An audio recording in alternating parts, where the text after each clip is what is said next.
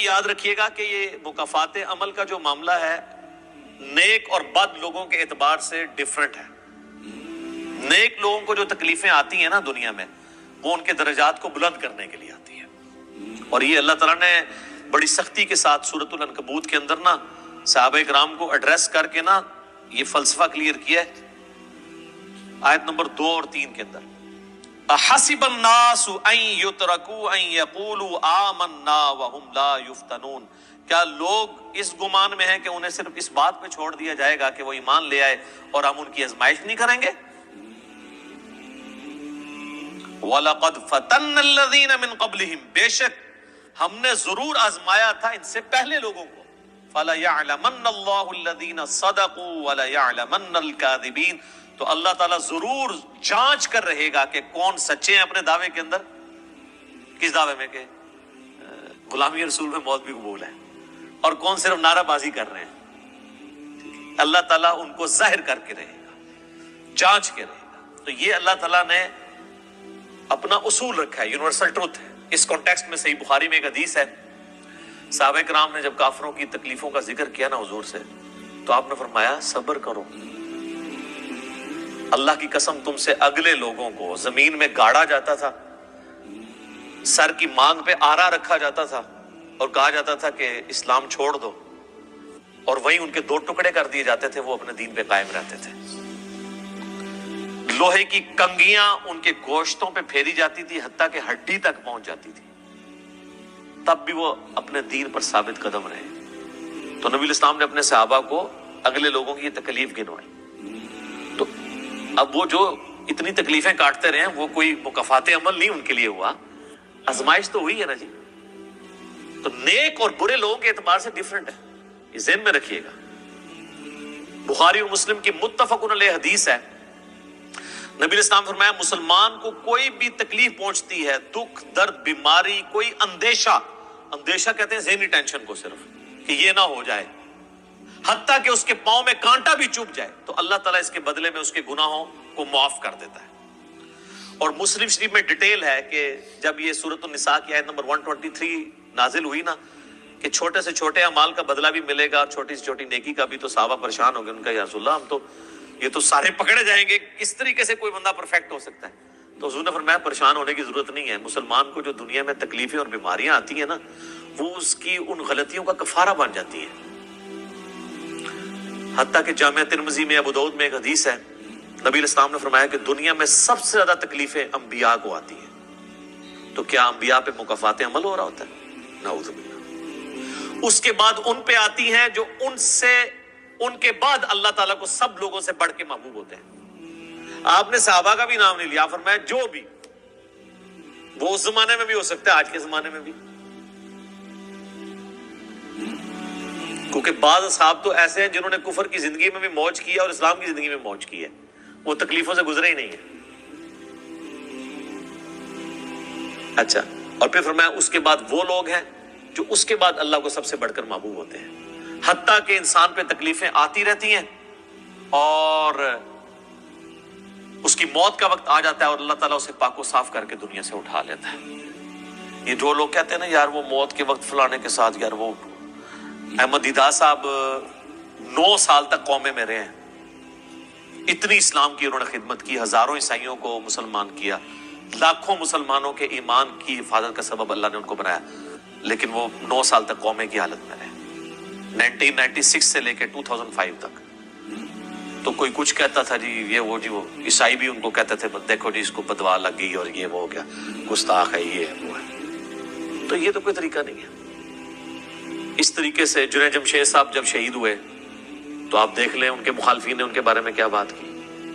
اور صحابہ کرام کو تو رومن امپائر کی بیٹل فیلڈز کے اندر تیل کے کڑاؤں میں روسٹ کیا گیا ہے. تو آپ کیا کہیں گے نعوذ باللہ ان کے ساتھ یہ کچھ ہو گیا؟ ابو عبیدہ ابن جرح، معاذ ابن جبل لاڈلے ترین اصحاب ہیں، طاعون کے مرض میں شہید ہوئے ہیں، اور طاعون میں اتنے بڑے بڑے پھوڑے جسم کے اوپر نکلتے ہیں. آپ تو سمجھتے ہیں کہ صحابہ کرام جو ہے وہ بڑے سکون سے بیٹھتے ہوں گے اور پھر کلمہ پڑھتے ہوں گے، ساتھ ہی ایسے روح پرواز کر جاتی ہوگی. حضرت حمزہ ابن عبد المطلب کا مسلح ہوا ہے، سید الشہداء ہیں. حضرت حسین علیہ السلام کے ساتھ جو کچھ کربلا میں ہوا ہے تو نیک بندوں اور عام بندوں کے اعتبار سے اس کا حکم ڈیفرنٹ ہے. نیک بندوں کے درجات بلند ہوتے ہیں. حسین ابن علی سے اتنی بڑی قربانی نے اللہ نے لی کہ قیامت والے دن ان کو جنتی نوجوانوں کا جو سردار ہونا ہے اس کو جسٹیفائی کیا جائے کہ آؤ جی حسین جیسی ہے کسی قربانی, بنا دینا سردار, آ جاؤ لے کے آؤ. کوئی کھڑا ہو سکتا ہے؟ ابھی تک 1500 سال میں تو نہیں کوئی دعویٰ کرے گا کھڑا ہونے کا. تو اللہ تعالیٰ نیکیوں کو جسٹیفائی بھی کرواتا ہے, وہ مکافات عمل نہیں ہو رہا ہوتا. نیک لوگوں کے لیے ڈیفرنٹ ہے, ان کے درجات بلند ہوتے ہیں, اور باقی عام لوگوں کے لیے یہ ہے کہ ان کے لیے بھی آپ نہیں کہیں گے کہ ان پہ عذاب ہے, یا اللہ کی طرف پلٹنے کا ذریعہ ہے یا ان کے گناہوں کا کفارہ ہے. یہ آپ نے کسی پہ نہیں کہنا اس کے اوپر لعنت پڑ گئی, اس کے اوپر یہ ہو گیا, اس کے اوپر یہ ہو گیا. یہ آپ کو کسی نے رائٹ نہیں دیا. یہ بہت بڑا ظلم ہے. ایک طرح کے معاملات ہوئے ہوتے ہیں دونوں کے ساتھ. اب آپ دیکھ لیں, سنیوں میں سے کوئی جیل میں جاتا ہے تو شیعہ کہتے ہیں دیکھا جی مکافات عمل ہے. شیعہ میں سے کوئی جاتا ہے سنی کہتے ہیں مکافات عمل ہے. تو یہ آپ جو مرضی, اور اپنوں کے لیے کہتے ہیں آزمائش ہے. تو یہ آج کی ڈیٹ میں آپ نے سب کے لیے آزمائش ہی کہنا ہے, ورنہ یہ مسئلہ بالکل خراب ہو جائے گا.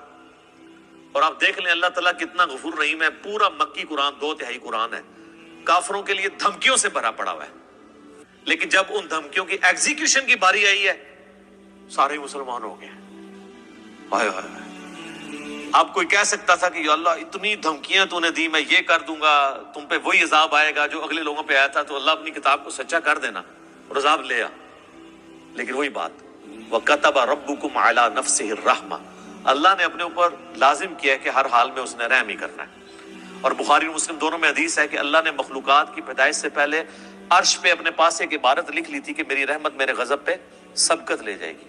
وہ ایسی سبقت لے گئی کہ 2/3 قرآن سائڈ میں رہ گیا, دھمکیوں سے بھرا ہوا. فتح مکہ پہ جنہوں نے معافی مانگی طلقاء بنے مسلمان, حتیٰ کہ ہند کی بھی حضور علیہ السلام نے توبہ قبول کر لی, ابو سفیان کی بھی توبہ قبول کر لی. یہ بات ہے. لا تثریب علیکم اليوم, آج تم پر کوئی گرفت نہیں ہے. جو حضرت یوسف نے آیت پڑھی, وہ جو الفاظ ہیں نا قرآن میں سورہ یوسف میں, وہی نبی علیہ السلام نے آیت پڑھ دی. تو یہ اللہ تعالیٰ کی رحمت ہے. ہم اللہ تعالیٰ سے اللہم انی اسألک من فضلک ورحمتک, آمین. اللہ ہی اللہ جی, اللہ تعالیٰ سے خیر مانگنا چاہیے, اللہ تعالیٰ کی طرف رجوع لانا چاہیے. اس حوالے سے بخاری اور مسلم دونوں میں حدیث ہے. میں اب آپ کو تھوڑے وظیفے بھی بتا دوں نا. ظاہر آزمائشیں تو ہر بندے پہ آتی ہیں, اللہ کی طرف رجوع بھی لانا چاہیے. ان آزمائشوں سے نکلنے کا طریقہ کیا ہے؟ بخاری اور مسلم دونوں میں حدیث ہے.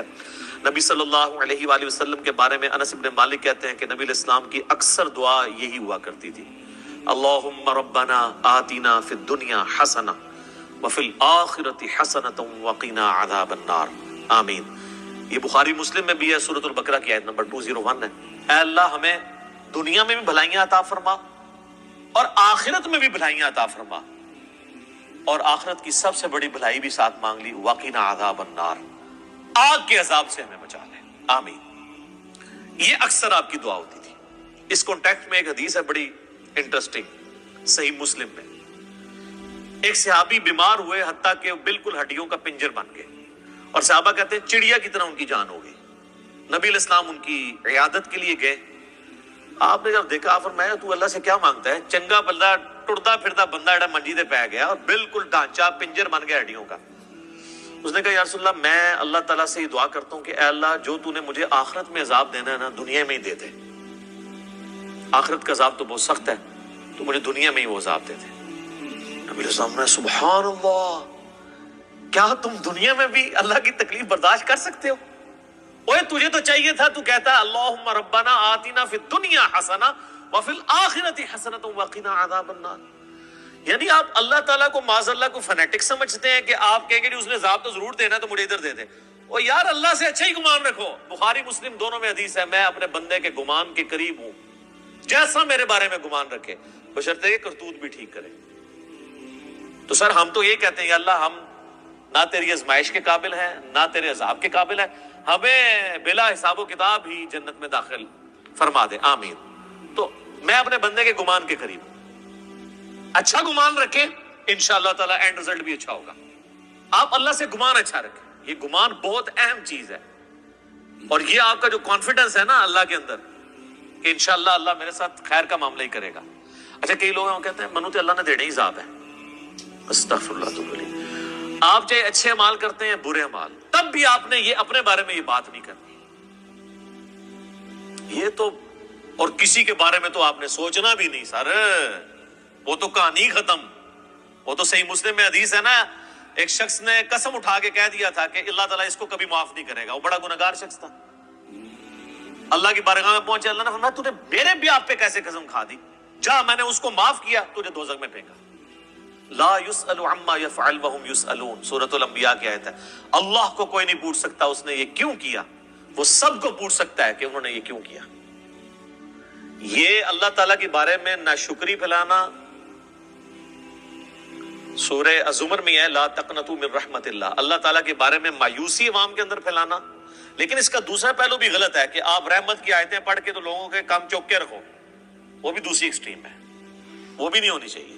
رحمت سے دھوکہ بھی نہیں کھانا، ہاں اعمال پورے کرنے ہیں اور پھر اللہ سے امید بھی رکھنی ہے. جو سیدنا ابوبکر نے حضرت عمر کو وصیت کرتے ہوئے کیا کہا تھا کہ عمر جب تو جنتیوں کی طرف دیکھے نا تو دعا کرنا کہ میں بھی ان میں شامل ہو جاؤں، اور جب بھی تو جہنمیوں کا ذکر لائے تو اللہ تعالیٰ سے پناہ مانگنا کہ کہیں میں ان میں شامل نہ ہوں. انہوں نے آگے سے کہا کہ میں عشرہ مبشر ہوں. ٹھیک ہے، یہ معاملہ بہت سینسٹیو ہے. جن کو اللہ کا تعارف ہے نا تو وہ ان کی زندگی بڑے ڈر ڈر کے گزرتی ہے. تو یہ حدیث میں نے اس لیے بتا دی. ایک اور ذریعہ ہے ان آزمائشوں سے نکلنے کا. صحیح بخاری اور مسلم دونوں میں حدیث ہے جس کی یہ خواہش ہے کہ اللہ اس کی عمر دراز کر دے اور اس کے رزق میں کشادگی دے دے. رزق میں دنیا کی ہر نعمت شامل ہے. ہم تو دولت ہی سمجھتے ہیں نا، اچھی صحت بھی رزق ہے، اچھی اولاد بھی رزق ہے، اچھی صحت بھی رزق ہے، مال کی فراوانی بشرطے کہ وہ فطرے میں نہ ڈال دے وہ بھی رزق ہے. ہر چیز دنیا میں جتنی بھی اہمیت ہے کی چیزیں جو ہم سمجھتے ہیں. تو بخاری اور مسلم دونوں میں الفاظ ہیں جس کی یہ خواہش ہے اس کی عمر دراز ہو جائے اور اس کے رزق میں کشادگی ہو تو اپنے رشتہ داروں کے ساتھ حسن سلوک کرے. یہ ہے جناب وہ کام کرنے کا. حسن سلوک خالی ان کو تسلیاں نہیں دینا. ظاہر ہے قرآن اور حدیث میں جب رشتہ داروں سے صلہ رحمی کا ذکر آتا ہے تو یہ ہے کہ ان کے ساتھ قطع تعلق ہی نہیں کرنی، دوسرا ان کی فائنینشیل سپورٹ کرنی ہے. اس لیے آپ دیکھیں سب سے زیادہ حقدار زکوٰۃ کے صدقات کے آپ کے بہن بھائی ہیں، سب سے قریبی رشتہ وہ ہے، اس کے بعد کوئی اور حقدار ہے. باقی اس پہ تو امت کا اجماع ہے کہ جو صدقات اللہ کی راہ میں آپ کرتے ہیں اس سے اللہ تعالیٰ تکلیف ٹالتا ہے. منت سے نہیں ٹلتی. بخاری مسلم میں حدیث ہے کہ منت سے کنجوس کا مال ہی نکلتا ہے، تکلیف نہیں ٹلتی. لاجیکل ہے. منت تو یہ کہ یا اللہ پہلے کر تو میں کراں گا، اور صدقے میں کیا ہے، یا اللہ میں نے تیری طرف سے تیری راہ میں یہ صدقہ کیا اور میں اس نیک عمل کا وسیلہ تجھے پیش کرتا ہوں، میرا مسئلہ حل کر دے. جو بخاری مسلم میں حدیث ہے 3 لوگ غار میں پھنس گئے تھے، انہوں نے اپنے پرانے اعمال کا واسطہ پیش کیا تھا. یہ نہیں کہا کہ یا اللہ ایک بار کاٹ دیتے سیا کرا کے پھر کون سی نکلنا. انہوں نے اپنے پرانے کیے ہوئے اعمال کا وسیلہ اللہ کے حضور پیش کیا. جو قرآن میں بھی ہے وَاسْتَعِينُوا بِالصَّبْرِ وَالصَّلَاةِ، صبر اور نماز کے ذریعے اللہ کی مدد چاہو. جس سے وہ کہتے ہیں جی اس سے غیر اللہ کی مدد ثابت ہوتی ہے، تو کوئی کہتا ہے المدد یا صبر، المدد یا نماز، وہ اس کا مطلب ہے صبر اور نماز سے اللہ کی مدد، کیونکہ آگے آتا ہے ان اللہ مع الصابرین، بے شک اللہ تعالیٰ صبر کرنے والوں کے ساتھ ہے. تو نیک اعمال کا وسیلہ آپ اللہ کے حضور پیش کریں. تو صدقہ اور خیرات کرنا یہ اللہ تعالیٰ کی طرف سے آئی ہوئی تکالیف کو، بلاؤں کو ٹال دیتا. ایک چٹکلا عرض کر دیں صدقہ وہ چیز ہے جو بلا کو کھا جاتی ہے، اور مولوی وہ بلا ہے جو صدقے کو بھی کھا جاتی ہے. ہاں صدقہ کس کو دیتے ہیں سر؟ دیکھا کتنی بڑی بلا ہے. بلاواں نو جڑی چیز کھاندی ہے وہ صدقہ ہے، اور جو صدقے نو بھی کھا جائے سب تو بڑی بلا وہ مولوی ہے. اچھا یہ چٹکلے کے طور پہ اس کو نیگیٹو کسی نے نہیں لینا، میں نے ایک مزاح کے طور پہ بات کی، اس کا اس ٹاپک کے ساتھ کوئی تعلق نہیں ہے چونکہ ایک مشہور ہے چیز. تو یہ میں نے آپ کو ایک دعائیں، اذکار اور پھر اعمال بھی بتا دیے. آخر میں 2 دعائیں میں وہ جو بیان کی تھی ان کو ریپیٹ کر دیتا ہوں. ایک پریونٹیو دعا ہے. یہ 2 علاج ہوتے ہیں نا، پریونٹیو اور کیوریٹیو. پریونٹیو علاج یہ ہوتا ہے کہ بیماری ہونے سے پہلے علاج کیا جائے، جیسے ویکسین ہے. آج کل وہ کہہ رہے ہیں کورونا کی ویکسین بن گئی ہے کہ وہ لگوا لیں تو تکلیف ہوئی نا. ایک ہوتا ہے کیوریٹو علاج کے بیماری ہو گئی ہے تو اب علاج کیسے کرنا ہے. تو پریونٹیو علاج جو دعائیں ہیں نا وہ ہے اللہم ربنا آتنا فی الدنیا حسنہ وفی الآخرۃ حسنۃ وقنا عذاب النار. ہر نماز کے تشہد میں اسے مانگے، ٹھیک ہے، بلکہ سجدے میں مانگے. صحیح مسلم میں حدیث ہے کہ سجدے میں تم اپنے رب کے سب سے زیادہ قریب ہوتے ہو، خوب دعائیں مانگا کرو. سجدے میں بھی آپ یہ دعا مانگ سکتے ہیں، تشہد میں تو مانگے ہی مانگے. وہ بخاری مسلم میں حدیث ہے درود شریف کے بعد جو چاہو اپنے رب سے مانگو، وہ تو قبولیت کی ایک جگہ ہے. اس کے علاوہ یہ ہو گئی پریونٹیو علاج بیماریوں سے، پریشانیوں سے.